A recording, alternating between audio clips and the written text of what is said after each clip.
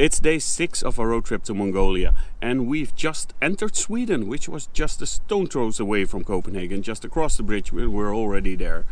And we're just gonna dive straight into Swedish culture. We're really curious to explore the real Sweden, so let's go and have a look.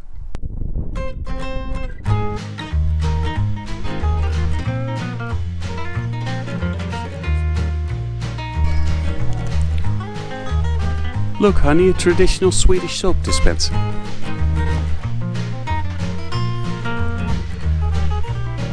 Look, honey, a traditional Swedish toilet brush.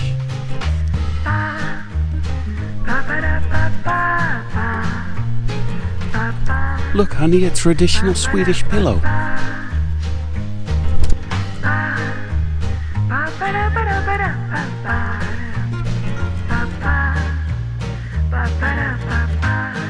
Sweden. What can I tell you guys about Sweden? From all the Nordic countries, it's the biggest one, and they also have the largest population with 10 million people. Just like Denmark, they have a history with the whole Viking thing, and then just like Denmark, after their Vikings, we forgot about them. No idea what happened in Sweden for hundreds of years, and then all of a sudden they came back with IKEA and ABBA, which I'm saying wasn't really necessary. We were fine. We also might know the Swedish chef from the Muppets. I can tell you now from the fact that the sounds he makes are actually very accurate. They sound very Swedish. Although the whole fact that the chef is Swedish is weird, because the Swedish are not particularly known for their culinary cuisine. One thing they're known of is their Swedish meatballs, which are in fact not Swedish but Turkish. They took it from the Turks, took out some of the spice to make it less tasty, and then rebranded it as Swedish meatballs. It's now raining, by the way. Fuck my life. Another thing they like is pickled herring from a jar, which I'm gonna say too. And one cultural thing they're really proud of, which is really their thing, well, it's starting to rain harder and harder, is fika. Fika is the very typical, uniquely Swedish act of having a pastry or a cookie with your coffee. Sweden, don't you know the rest of the world does this as well? But okay, let's act like it's Swedish, and also let's pretend those pastries you make are delicious. They're plain and they're lame, just saying. But enough negative things, let's be positive about Sweden. They have a few cool things. For one thing, they have allemansrätten, which I'm probably pronouncing wrong, but it's the right to recreate everywhere. If I want to pitch a tent here, I can pitch a tent here. It's basically the idea that nature belongs to everyone, which is a nice thing. Also talking about nature, they have a ridiculously large moose population. So I'm pretty sure we're gonna run into a moose. And I have to say, after bashing their food, I am actually quite fond of their liquor, their national liquor, aquavit. However, I'm not gonna buy it in Sweden, because you can only buy strong liquor in Sweden at something called the Systembolaget, or something like that, which is the government's own liquor store, because, and I'm quoting a Swedish friend here, Swedish cannot be left trusted with alcohol unsupervised. And they do this cute, adorable thing sometimes, that when the sun is, damn it, mosquitoes as well, fuck my life. And they do this cute, adorable thing sometimes, that when the sun finally is out, they just stand still and soak in the sun, like meerkats. I love it, because I like meerkats. Meerkats. I said it wrong. Damn it. But I'm not gonna do a second take, because it's raining and I'm gonna go inside. So, just deal with all the mispronunciations. This is a one take thing. Cut, I'm out of here.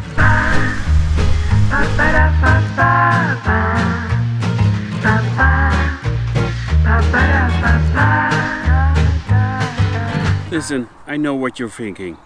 Hey Fedor, this whole thing doesn't look that adventurous so far. Well, first of all, it's Sweden. Of course it doesn't. This part of the trip is the easy part. And secondly, you're also kind of wrong. We've just gotten married and went to an IKEA. That's like entering a war zone. And putting up a tent together, like dancing in a minefield. The fact that we're still married after today is a miracle. But we are in Sweden, and I have my first show immediately. Tonight in Jönköping. Jönköping? Jön? Hey Simon, how the hell do I pronounce Jönköping? Jönköping. That makes no sense. Jönköping. Jönköping. It doesn't say shopping. That makes grammatically no sense to pronounce it Jönköping. But okay, apparently I have my show in Jönköping. I know shithole about this place. It's a small town, 90,000 people. So I don't expect a tremendous amount of people tonight's show. But should be better than the Denmark show. Oh, I hope so. We've been working hard to promote and changing promotions and stuff like that. So yeah, let's have a look and explore Jönköping. The show was fine, the show was fun, but it was another small one. Not as small as it might look on camera, because there's a whole lot of space to the left where there were also people sitting, but in total it was only about 15 people, so again, not a big financial success. After Jönköping we went on to Västerås. I'll ask Simon again. Hey dude, how the hell do you pronounce Västerås? Yes, there he is. Västerås. That's from Game of Thrones. That Västerås, near Västerås. We stayed with a random Dutch guy that saw I was performing in the area and offered us a free place to stay in his guest house, which was a lovely guest house. He was a lovely guy. He also showed us around, learned us a lot about Sweden actually. However, we had so much fun that I didn't really record any of it. After that we went on, we stopped in a place which is known for its candy, because the Swedish do love candy. It's surprising they have teeth at all.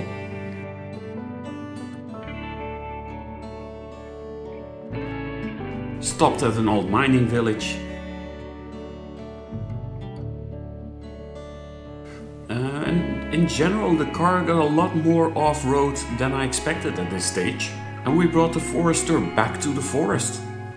If there's one thing we've learned from Jönköping is that the Swedish cities are ugly. So we mainly stayed in nature in the smaller villages, which were absolutely nice. Also have to say, I might have been too hard on Sweden. It's quite nice, quite lovely.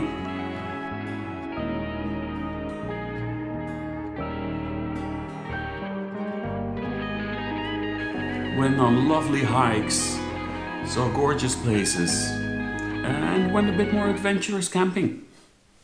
So, we are in the middle of buttfuck nowhere in Sweden because we decided we want to go camping in nature.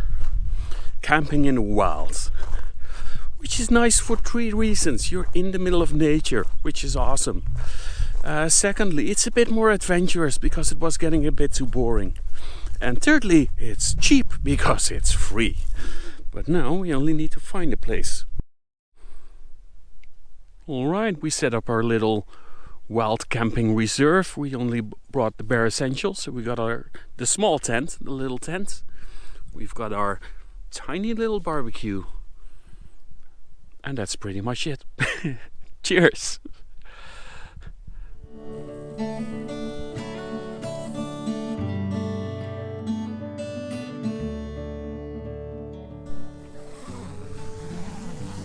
Ah, guys, this is amazing. I mean, look at this, waking up in such a beautiful place to the sounds of birds. The sun coming up instead of an alarm clock. I mean, it's absolutely fantastic. Except for the fact that the sun comes up at 3:30 in the fucking morning. I want to be sleeping for fuck's sake. So in case you have any questions, you want us to talk about stuff, you're wondering something, just drop it in the comments and we'll try to cover it in the next episode. Whether it's how we pick our accommodations, what we do for food, how we pick our routes, what's the best supermarket, how our local toilets. I have no idea. Whatever you're wondering, just drop it in the comments. Also questions for Linda, like why do I keep dragging her into this? Why does she keep agreeing to this? Just drop it in the comments. and we'll try to cover it. Hello and welcome into our tent. As I said at the beginning of this trip, we are very ill prepared. And I didn't expect that to be an issue until we would reach like Iran, the Central Asia, the Stans, or Mongolia even. However, this is apparently already an issue in Sweden. So here are some life hacks on how we manage to stay warm at night. Because the problem is, I did bring a nice sleeping bag. Here it is. It's an absolutely fantastic sleeping bag, actually. Specifically, if you're at a music festival in the south of Europe and you had a lot of ecstasy, so your body is producing a lot of excess heat. This is not very suited for the north of Sweden.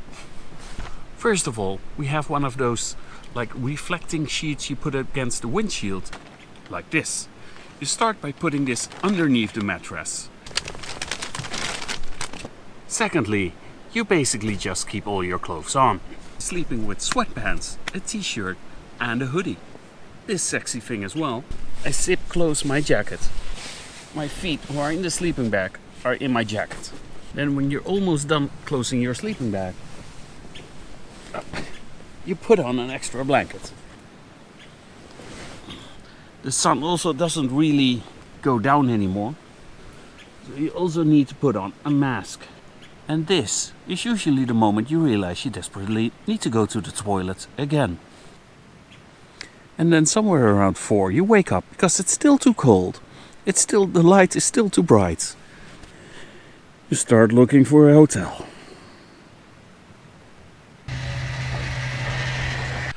Okay, let me start off in advance by saying I expected very little from Umeå. I expected it to be a shithole with grumpy people that haven't seen the sunlight in ages. But my first impression so far walking around is quite nice, even though it started to rain, because that's how my life works.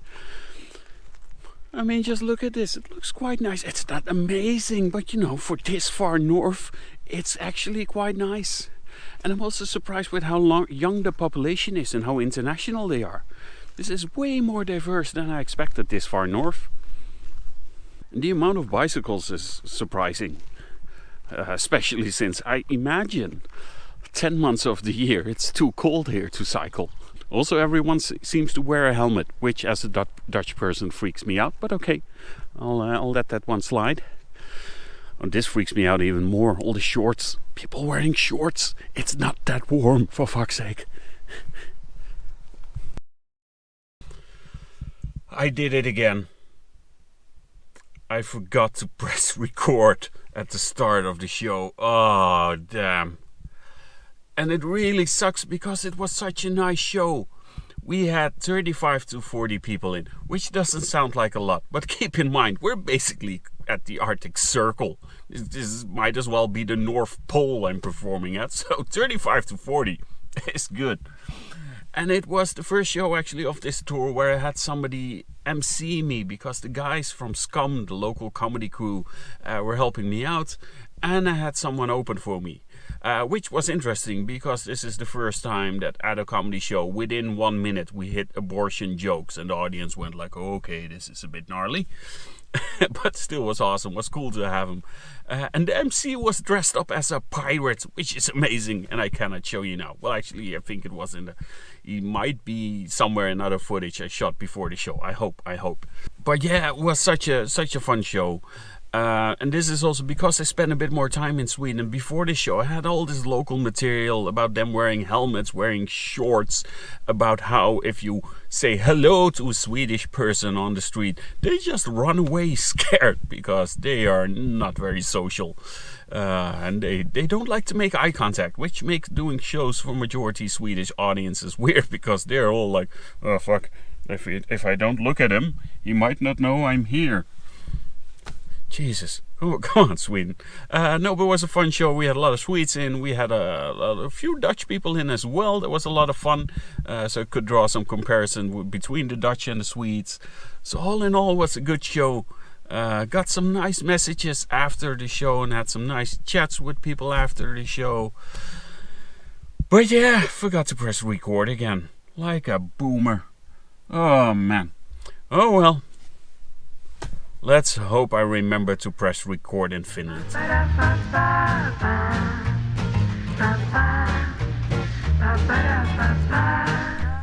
You can't tell, but it's pretty late at night right now, because I'm the furthest north I've ever been, and in this part of Sweden, this time of year, it's May, it's end of May, the sun just basically doesn't go down anymore. We're actually pretty close to the Arctic Circle, and we're even closer to Finland, which is the opposite side of the water, where we're going to next, tomorrow.